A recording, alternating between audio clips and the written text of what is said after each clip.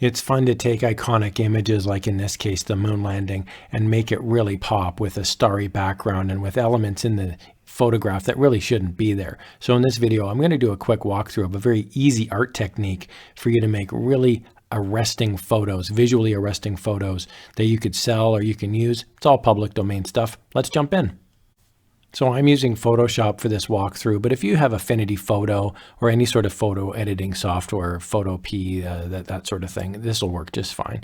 So what I'm going to do first is I'm just going to grab my image, and my image that I'm using is just my astronaut picture here. This is Buzz Aldrin on the moon.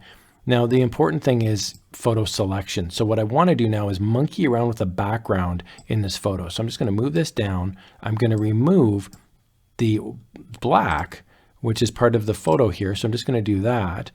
Now I made that too much, so I'm just going to down the tolerance now here to 25, and I'm going to make that looks a bit better. And now from there, I can just add in a layer, push it underneath, make the layer black, and then I can just fill in the layer. So we're kind of back to normal. Like nobody really knows that that's just a black like moon landing. I can move it right down like that. I can move it up. So I'm just going to leave it like that.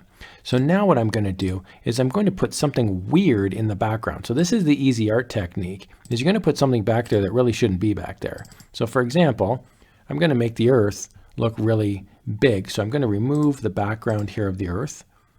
Just going to do magic eraser.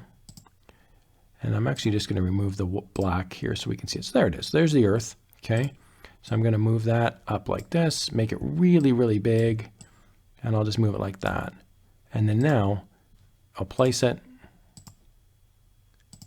And there's the background. So you could do something like that. That's very easy to do. You could also rotate the Earth if you wanted. You could make it even bigger if you wanted. You could make it like, like that, for example. The whole idea is that you're just modifying a picture by adding in another element. So that's pretty easy to do. There's another technique as well, which is adding in patterns or abstract backgrounds. So here, for example, this is just metal.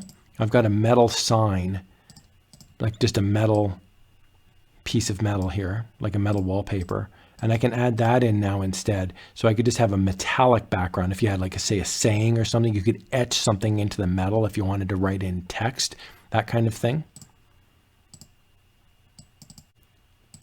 You could also put in other patterns as well that are just completely ridiculous. So for example, if you're a crafter, you could put something in like that, and then you could have a quote that says, one small step for crafting, one giant leap for mankind or something, right? So you could have something like that as well. The general idea is that you're putting in something back there that really shouldn't be back there. Another option that's always tried and true is you can grab from, say, Raw Pixel, for example, or Pixabay, a starry sky, and then you can just make that be your background as well. So you can always make a background a little bit more exciting than it needs to be. Just instead of, black, have some stars back there with the Earth just, maybe peaking like that. Something like that is, pretty neat. And then I can just increase the saturation if I want. I can make that Earth look really, metallic and shiny. I can make it lighter if I want, or darker. You can play around with all sorts of settings, but the general idea here is that you're adding in now elements that really weren't there before. So my original picture was just my moon landing, removed the background, added in the Earth, and then I added in a way nicer background to it. So you can make some really funky effects, especially with space images, because they're all public domain, or at least almost all of them are. Plus there's some really great backgrounds.